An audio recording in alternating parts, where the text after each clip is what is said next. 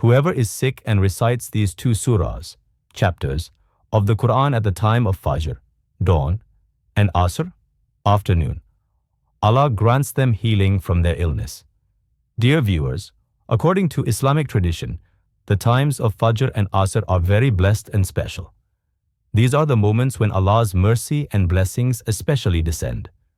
In the name of Allah, the most gracious, the most merciful. Dear viewers, during Fajr, Allah's mercy and blessings descend upon the earth. It is narrated by Hazrat Abu Huraira, R.A., that the Messenger of Allah, peace and blessings be upon him, said, "Whoever engages in the remembrance of Allah during Fajr and Asr, Allah grants them a place in paradise." Narrated in Sahih Bukhari. At Asr as well, the gates of Allah's mercy are opened, and this time is considered a moment when du'as, supplications, are most likely to be accepted.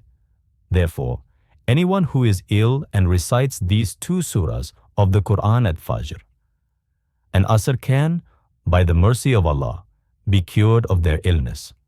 The Holy Qur'an contains many du'as and practices for healing. By reciting them, one can hope for Allah's mercy and cure. The Qur'an is not just a beautiful way of life, but it is also a means of salvation in both this world and the hereafter. Through its blessings, both physical and spiritual illnesses can be cured. The darkness of ignorance and misguidance is removed. False beliefs and corrupt morals are eradicated, and sound beliefs and noble character are attained, along with the recognition of Allah the Almighty.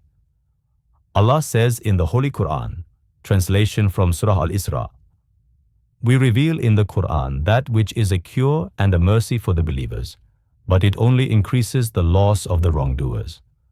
Commentators of the Qur'an explain that the Qur'an provides healing for all types of illnesses, whether spiritual or physical. The Qur'an's spirituality is evident, and through its recitation, physical ailments can also be cured. The Qur'an also promotes correct beliefs and excellent character.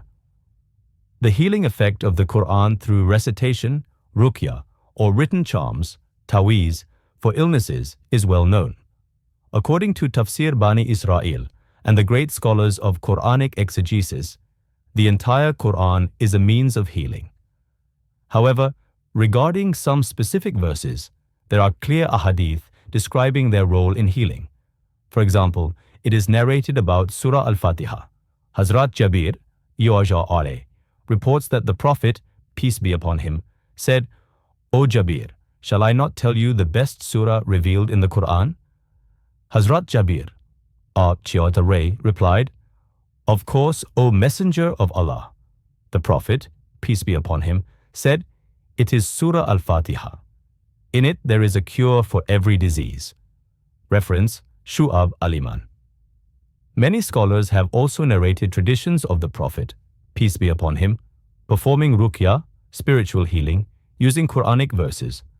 For instance, Hazrat Aisha Siddiqa, R.A., narrated, when someone from the family of the Prophet, peace be upon him, would fall ill, he would recite Surah Al-Falaq and Surah An-Nas and blow over them. Reported in Muslim, Hazrat Abu Sa'id Al-Khudri, R.A., narrated, once a group of companions were on a journey. They passed by a tribe of Arabs. The companions asked for hospitality, but the tribe refused. The chief of that tribe was stung by a scorpion, and despite their best efforts, nothing cured him. One person from the tribe suggested asking the companions for help. When they came and asked for a remedy, one of the companions said, "Yes, by Allah, I can do ruqya. But when we asked for hospitality, you refused. Now I will not perform ruqya until you agree on a reward." They agreed on a flock of sheep. Then the companion recited Surah Al-Fatiha over the chief. And by the grace of Allah, he was completely healed. The tribe gave the agreed number of sheep. Some companions said they should divide the sheep, while others suggested waiting until they had asked the Prophet, peace be upon him. When they went to the Prophet, peace be upon him, and told the entire story, he said, "How did you know that Surah Al-Fatiha can be used for ruqya?" The Prophet Muhammad, peace and blessings be upon him, then said, "You did the right thing. Divide it among yourselves and give me a share as well." Then the Prophet, peace be upon him, smiled. Narrated in Bukhari, Hazrat Imam Muhammad bin Isa, R.A., narrates, "The Messenger of Allah, peace and blessings be upon him, said, when any of you gets frightened in sleep, he should recite this supplication, then no harm will come to him." Abdullah bin Umar, R.A., Paz, used to teach this supplication to his adult children, and for the minors, he would write it on paper and hang it around their necks. In explaining this hadith, Sheikh Abdul Haq Muhaddith Dehlvi, Palena Rabbiya, wrote that scholars have a difference of opinion regarding wearing amulets around the neck. The preferred view is that amulets made of shells and similar things are haram, forbidden, or at least makruh, disliked. But if the amulet contains verses from the Qur'an or names of Allah, then there is no harm in it. Ala Hazrat Imam Ahmed Raza Khan, R.E.A., said that permissible amulets consist of Quranic verses, names of Allah, or authentic supplications. These are not only allowed but recommended. The Messenger of Allah, peace be upon him, said, "If any of you can benefit his Muslim brother, then he should do so." Reference, Fatawa Africa. Every letter of the Qur'an holds healing. Those Muslims who regularly recite Quranic verses and remain in a state of Allah Almighty grants ease to those who maintain purity. Such people are not distressed by worldly problems. They do not suffer from depression. Their hearts and minds remain at peace. For instance, people who recite Surah Al-Fatiha daily experience tranquility. The Prophet, peace be upon him, said, "In Surah Al-Fatiha, there is a cure for every disease except death." This means that whoever becomes regular in the recitation of Surah Al-Fatiha will find ease, relief from difficulties, and sustenance from the unseen. When such people perform spiritual healing, dam on others, relief from painful illnesses is often attained. If someone is caught in a hardship and cannot find a way out, then they should recite Surah Al-Fatiha 125 times for 40 consecutive days. If someone is caring for a sick person and recites Surah Al-Fatiha 7 times while holding their hand, with ablution, wudu, the patient may be granted a quick recovery by the mercy of Allah. Allah did not leave mankind helpless and abandoned on earth. He sent down guidance through prophets and messengers to different towns and regions. Each prophet was given a miracle suited to his era. For instance, during the time of Prophet Musa, Moses, peace be upon him, magic was at its peak. So Allah gave him miracles resembling that. During the time of Prophet Isa, Jesus, peace be upon him, medicine and wisdom were at their peak. So Allah gave him the ability to cure diseases by touching patients. In the time of Prophet David, peace be upon him, metalwork and crafting were highly advanced. So Allah made iron soft for him. Similarly, in the time of the Prophet Muhammad, peace be upon him, eloquence and rhetoric were at their height.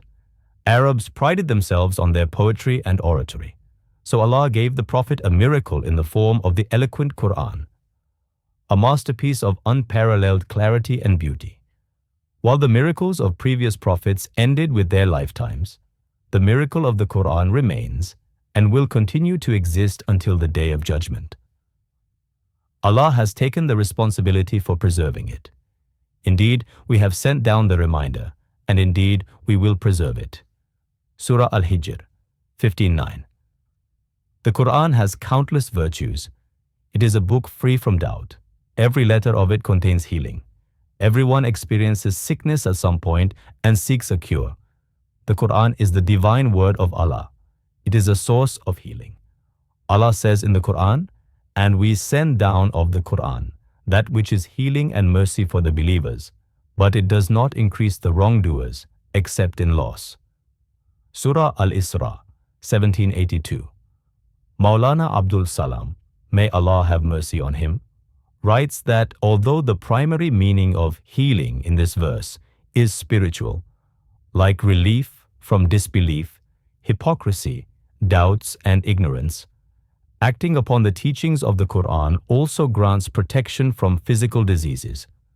Moreover, it is proven from authentic hadith that the Qur'an can be recited for healing both Muslims and non-Muslims from physical illnesses.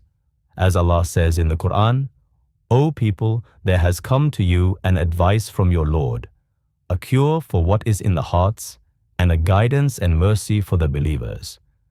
In another place, say, "It, the Qur'an, is a guidance and healing for those who believe." In light of this, one should recite Surah Al-Fatiha and Surah Al-Ikhlas during the blessed times of Fajr, dawn, and Asr, afternoon prayers, preferably 5 to 7 times each. One should begin and end with the same number of recitations of Durood Sharif, salutations upon the Prophet, peace be upon him. Allah has mentioned in the Qur'an that He responds to the prayers of His servants. So, if someone recites these two surahs during Fajr and Asr with sincere intention and asks Allah for healing, then Allah grants them Shifa, cure. These two surahs, Surah Al-Fatiha and Surah Al-Ikhlas, are of immense virtue and significance. Every Muslim should benefit from them and make them a regular part of their lives. Additionally, those who constantly recite Surah Al-Ikhlas throughout the day receive special rewards. From the sayings of the Prophet, peace be upon him, it is clear that increasing the recitation of Surah Al-Ikhlas is highly beneficial.